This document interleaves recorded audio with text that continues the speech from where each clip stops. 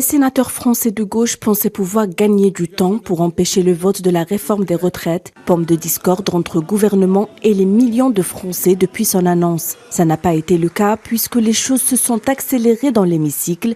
Plus d'une centaine d'amendements ont finalement été adoptés pour faire passer la nouvelle loi sur les retraites. Résultat du scrutin, votant 344, exprimé 307, pour 195, contre 112, le Sénat a adopté. Quelques minutes après l'adoption du texte au Palais du Luxembourg, Elisabeth Borne, la première ministre française, n'a pas caché sa satisfaction. Elle s'est dite totalement engagée pour permettre une adoption définitive de la réforme extrêmement contestée.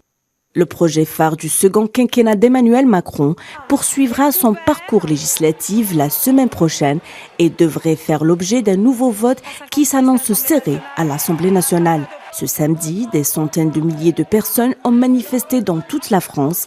Les syndicats ont réclamé notamment une consultation citoyenne. La CGT, elle, a appelé à maintenir la grève dans les entreprises et les services. Les manifestants restent motivés à faire abdiquer le gouvernement sur l'âge légal du départ à 64 ans. Prochaine mobilisation mercredi prochain, jour J de la rencontre de la commission mixte paritaire et la veille du vote crucial de ce projet à l'Assemblée nationale.